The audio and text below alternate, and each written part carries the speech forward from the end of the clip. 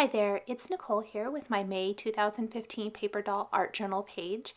And the page for May features both a boy and girl paper doll, plus the coordinating outfits. This is the Adam and Marisol dolls, and then it's the dresses combination dies, and then the business casual suit for the man. So kind of here's a look at what they look like. I love that you can customize these. For example, there is a different kind of dress.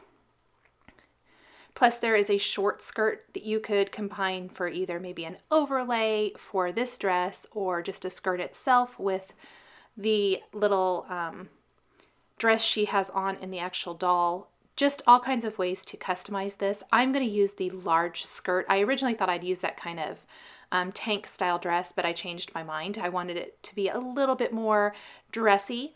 I am using leftover pattern papers from the May 2015 Simon Says Stamp card kit, and I use the pattern papers for absolutely everything on this page, from the outfits the dolls are wearing to the background of the design.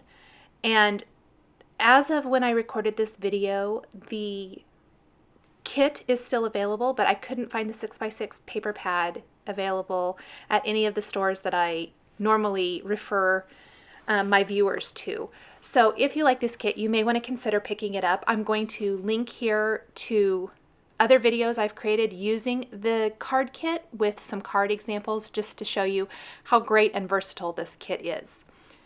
I started with the outfits for my page here, and I have stamped the suit on the back of one of the papers so that it's kind of a gray suit. And then I'm going to take my Copic markers and add some shading and dimension to this suit. I love the solid here. A lot of the papers in the kit are kind of that peachy pink, and so they wouldn't really work, at least not for what I was wanting to do for my page. So I loved that there was a gray solid option here. A subtle gray pattern option, or another more masculine color would have been great as well. But this is what I had left over, so this was kind of what it was for this page. I'm going to make sure I add some really nice shading all over the jacket. I really want it to have some nice depth and dimension. I chose to use the cool gray markers. For some reason I had those out. I almost think maybe warm grays might have been a little bit better, but in the end, I really liked how it turned out. So either way is fine. I did stamp the little peak of the shirt and tie on a light pink scrap of paper and cut it out. That I originally thought I would stamp the tie on black cardstock and piece it there, and I tried twice and did not like how it turned out. So instead, I colored in the tie with my cool gray Copic markers in darker tones, and I liked that much, much better. So don't be afraid to kind of try different things out when you're designing your paper doll pages. I use a craft knife to cut out any of those little areas, like where the arm bends back behind the body of the suit or the paper doll, as well as I'll use a craft knife for that little area between the legs. I always tend to do that if it's a small area, because I think the craft knife gives a little bit nicer, cleaner cut than some scissors. I'm going to go ahead and add my shading to the pants for the suit now, and once those are all colored in, I again will use my craft knife and then take my scissors and fussy cut the rest of the design. You can see there I had started with the dress and I just didn't like it. I wanted more of those peachy pinks in the kit, so that's kind of why I switched out after I had started here on my page. This is just a text paper, double-sided 12x12 sheet of paper that I have had forever. There are some links to other text papers that I have found that might be in stock on my blog. I like the text paper. I think it adds some nice texture to the skin and hair areas on the dolls, since I don't piece those actual areas in. I stamped both the girl stamp, the Marisol, and the Adam stamp. And I used the My Favorite Things black hybrid ink, and then I colored in the skin first. Since I loved how the suit turned out, I did the male version first, and I started to color the arm there and then realized it's all going to be covered up. So I really didn't need to waste the time to color in that portion of the doll since it's not going to be seen. So instead I concentrated on doing the face and neck there, and then I will move on to the hair here in just a little bit. Kind of just keep working up that skin tone. I laid the suit in place to see how it looked.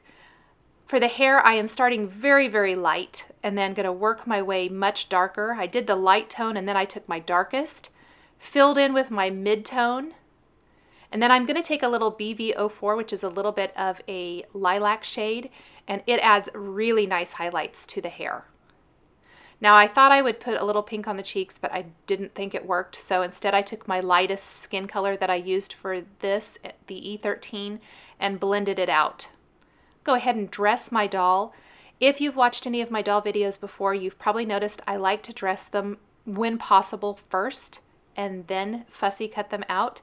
I think it gives them a little bit more stability and makes them cut a little bit nicer.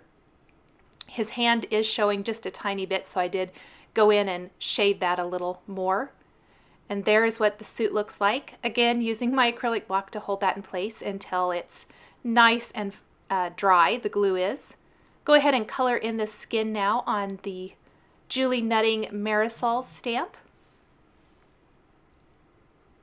Start with my base color. In this case, it's E13.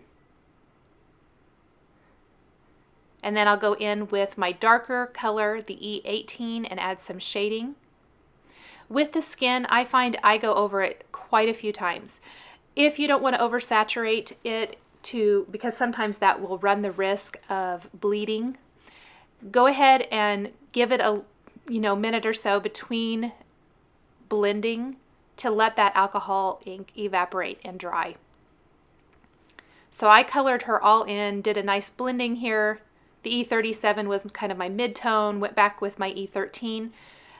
If that blends out too much, which I think it did, I'm going back with my darkest color, kind of going over those same areas that I went over before, blend those out with my mid-tone, the E37, and then blend again with E13.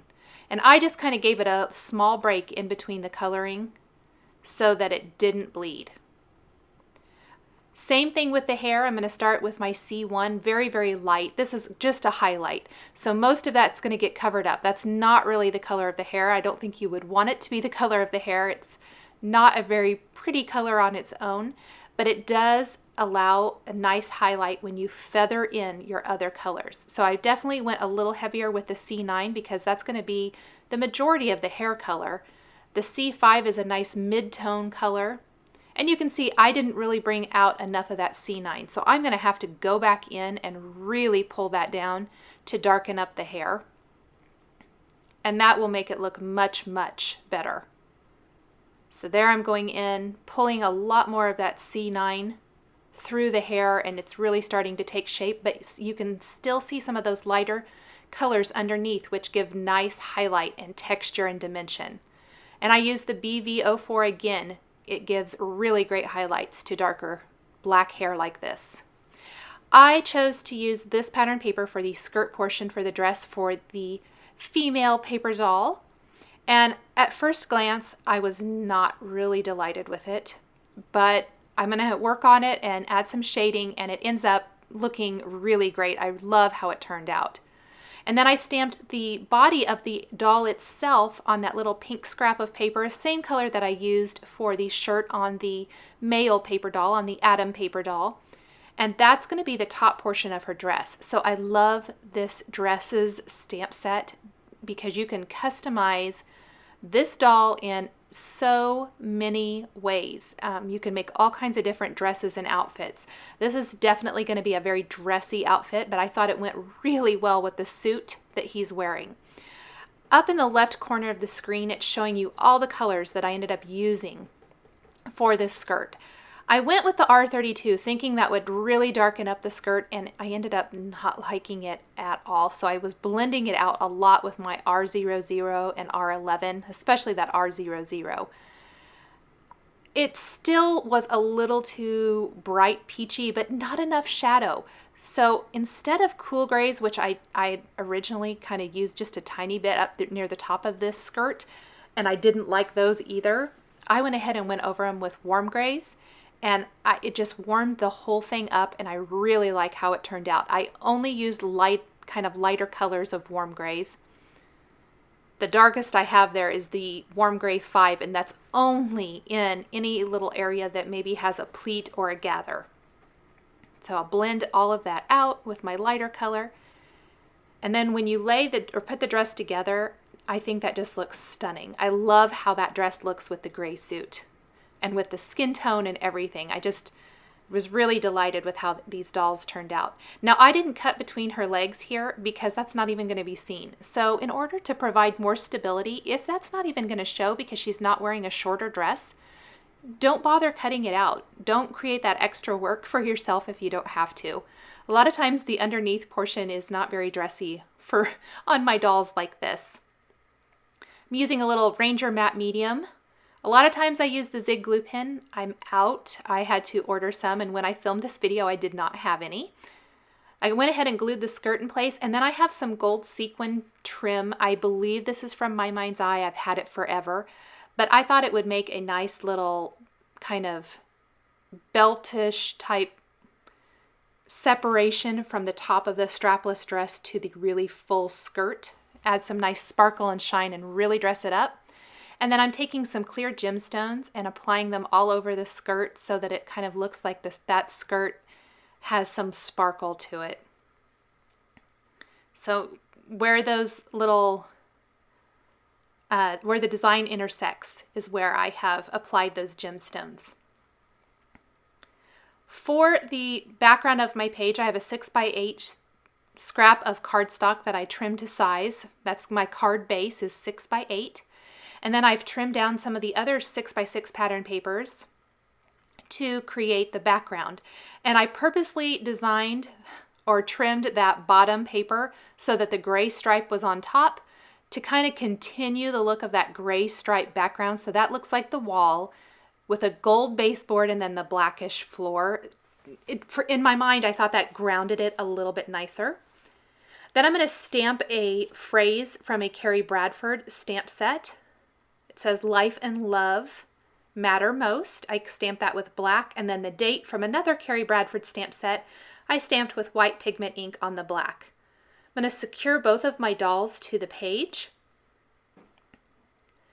And the last thing I'm going to do to complete the design is die cut some stars using the Lots of Stars die from Mama Elephant, and die cut that from some scraps of paper left over in the kit.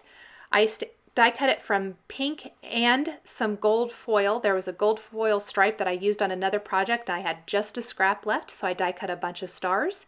And then I will scatter them about the background of the page to finish that all off. Thanks for watching this video showcasing my May 2015 Paper Doll Art Journaling page. The supplies I've used to create this page are listed and linked below the video here on YouTube. Please subscribe for weekly card making and stamping videos. Thanks for watching, and we'll catch you next time.